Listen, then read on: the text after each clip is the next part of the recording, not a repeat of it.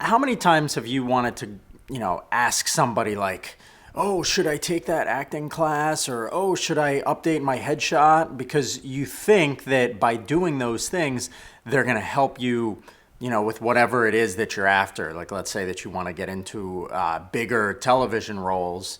And now suddenly you're like looking at your headshot going, maybe the problem is my headshot. Maybe it's not good enough. I'm not sure. So I'm going to go update that. The thing is those are tactics. When you decide to go after these little tiny, like, oh, let me do that. That's another to do, to do, to do. When you go after those little tiny things, it winds up kind of causing you to stay stuck because you're constantly bouncing from one thing to another. What you want to do instead is sort of like climb up out of the weeds, so to speak, and look down at where you are and what your general positioning and your overall, course of action that you're following, or in other words, your strategy. What is it that you're planning to do? What's like a 3-month, 6-month, or 12-month strategy to move your acting career to the next level? I'll give you an example. So let's pretend that you have a goal of, I want to get on Broadway, right?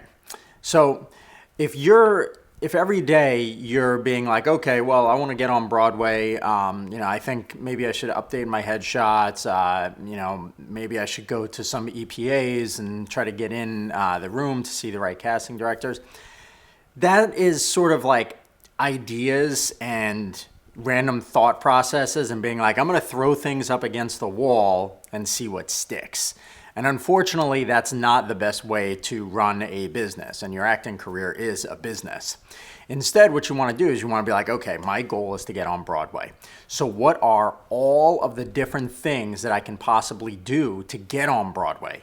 Let me write them all down and make a huge list of every possible thing I can think of.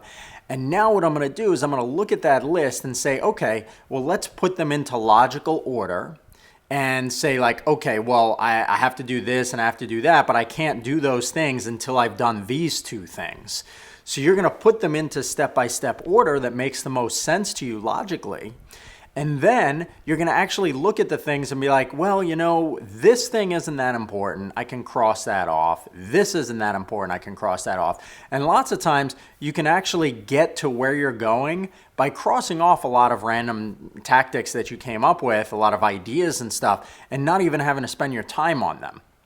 The key thing, though, is that strategizing or that planning process. Instead of just being like, well, maybe I should go try doing this and then going and doing that. Don't do that anymore. Instead, look at what it is that you want, write down a huge list of all the things that you can possibly do to get there, and then organize them and cut things out and start following it. You can even schedule it. That would be even more ideal, is once you've got your like 10 action steps that you need to take that are, going to give you a really good chance of getting on Broadway, schedule them in. Okay, this week I'm going to do these 3 things. Next week I'm going to be ready to do this and that. And you just kind of plan it out like that. That's a strategy rather than the to-dos, which are the tactics, okay?